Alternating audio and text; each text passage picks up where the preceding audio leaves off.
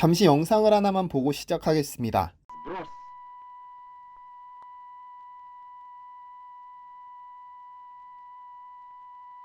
Экипаж одевает защитные очки. Приближается к точке взрыва. Высота 4000 метров. Осталось 3 секунды. 2, 1, 0.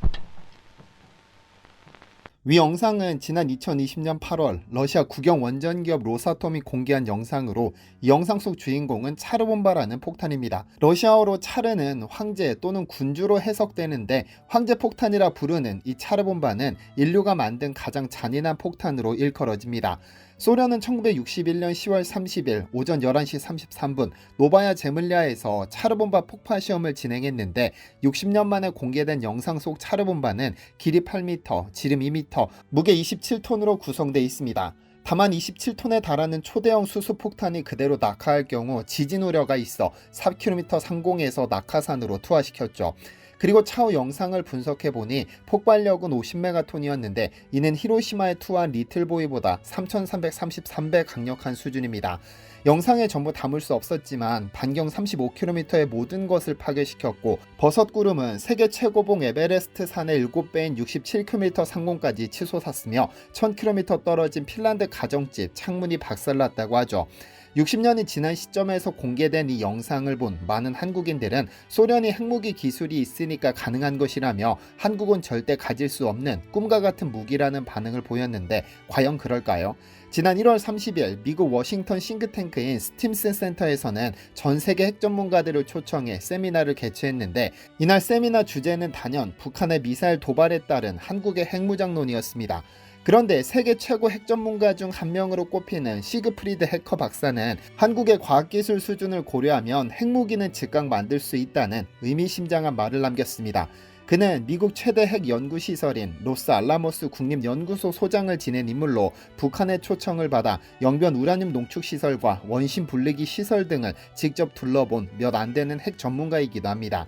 그는 한국이 아무리 뛰어난 기술력을 가졌다고 하더라도 핵실험을 하지 않을 수는 없는 일이라며 한국의 어느 지역이 자기 땅 지하에서 핵실험을 허락할지 궁금하다고 덧붙였습니다. 그러니까 한국은 이미 핵무기 개발을 위한 충분한 기술력에 과학기술까지 가졌으나 가장 큰 문제는 핵무기 생산 전 진행될 핵실험 장소가 여의치 않다는 의미입니다. 그렇다면 한국은 실제로 핵무기를 개발할 능력이 있는 것일까요? 아니면 외국 전문가들의 일방적인 주장인 것일까요? 오늘은 한국의 핵개발 역사 속으로 들어가 보겠습니다.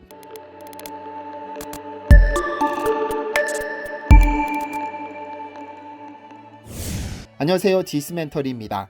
역대 한국 대통령 중 핵무기에 가장 큰 관심과 열정을 쏟은 인물은 아마 박정희 전 대통령일 겁니다. 1970년대 그는 주도적으로 핵개발 프로그램을 추진했으나 미국의 설득 속에 중단된 것으로 알려졌지만 그는 최소 1978년까지 자체적인 핵개발 의지를 보였던 것으로 드러났습니다. 이러한 사실은 미국 안보전문 연구기관인 노틸러스 연구소가 공개한 미 중앙정보국 CIA 기밀 해제 문서에 나타났습니다. 1978년 9월 5일에 작성된 CIA 보고서 South Korea Public Discussion of the Nuclear Option에 따르면 당시 박동진 외무장관은 미국이 남한으로부터 전술 핵무기를 철수시킨다면 한국은 자체적으로 핵무기 개발을 검토할 것이라고 주장했습니다. 당시 한국의 몇몇 언론이 200명의 대학생을 대상으로 조사한 결과 응답자의 89%가 한국이 핵무장했으면 좋겠다는 응답을 하기도 했었죠. 그만큼 당시 한국의 안보는 심각한 수준이었고 핵무기를 보유해야만 안전을 보장받을 수 있다는 생각이 팽배했던 것으로 보입니다. 1978년 6월에 작성되어 기밀 해제된 또 하나의 보고서 South Korea Nuclear Development and Strategic Decision Making은 한국의 핵개발 상황을 좀 더 세세하게 기록하고 있습니다. 그리고 이 보고서를 토대로 노틸러스 연구소장 피터 헤이즈가 박정희, CIA 그리고 폭탄이라는 제목으로 정리했죠. 보고서에 따르면 박 전 대통령이 최초로 핵무기에 대한 논의를 시작한 것은 1969년경입니다. 다양한 이유가 있겠지만 무엇보다 1968년 김신조를 포함한 31명의 특수부대를 침투시키는 도발을 감행하자 박정희는 극도의 분노를 표출했습니다. 당장이라도 북으로 치고 올라가고 싶었으나 미국이라는 존재 때문에 함부로 행동할 수도 없었죠. 언젠가 제거될지도 모른다는 뼛속 깊은 두려움이 몰려오던 찰나에 이런 사건이 터지자 슬슬 핵무기 카드를 만지작거리기 시작한 그입니다. 그러던 와중에 한국에 엄청난 안보 위기가 터졌습니다. 1969년 당시 미 대통령이던 리처드 닉슨이 미국은 동맹국들에게 안보를 제공하지만 국가 방위의 1차적인 책임은 그 국가에 있다는 소위 닉슨 독트린이 발표된 겁니다. 이는 한국에게 있어서는 상당한 위기였는데, 왜냐하면 한국은 주한미군을 한국 땅에 주둔시킴으로써 대북 억지력을 발휘하고 있었기 때문입니다. 그러나 닉슨 독트린은 아시아에 주둔한 지상군을 점차적으로 철수시키겠다는 의미였고, 실제로 독트린 발표 2년 뒤 1971년 3월에는 주한미군 7사단 2만 명이 한국 땅에서 철수했는데요. 그리고 박 전 대통령이 품속에 품었던 핵무기 개발은 이제 잠재적인 계획이 아니라 당장 착수해야 하는 목표가 되어버렸습니다. 이와 관련하여 당시 CIA 한국지부 총책임자였던 도널드 그레그는 한국에 우호적이던 미국이 갑자기 등을 돌린 결정적인 이유는 박정희가 시도했던 핵개발 때문이라고 털어놨습니다.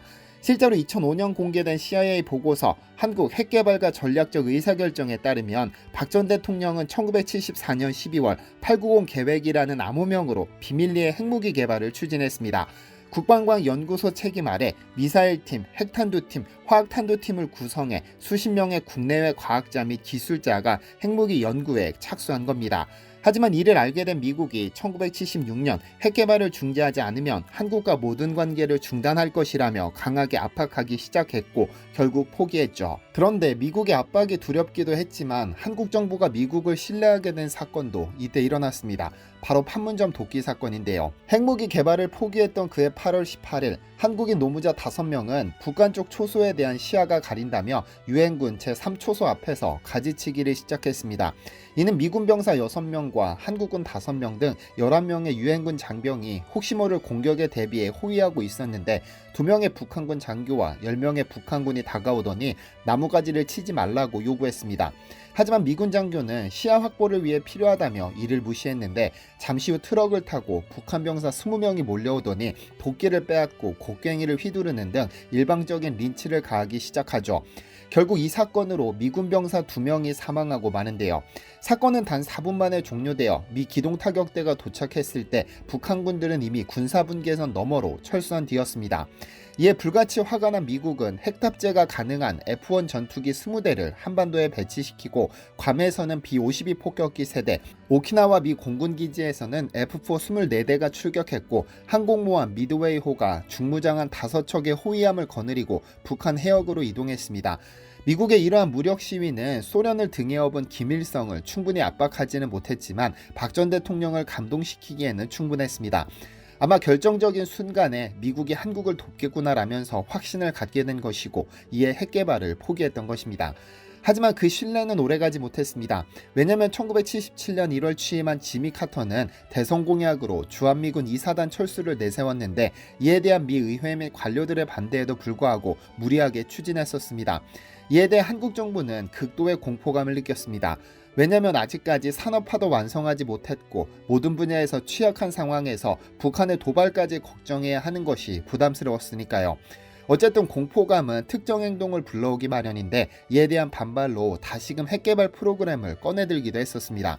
1979년 10월 26일 박 전 대통령이 김재규의 총알로 시해되기 전까지 말이죠.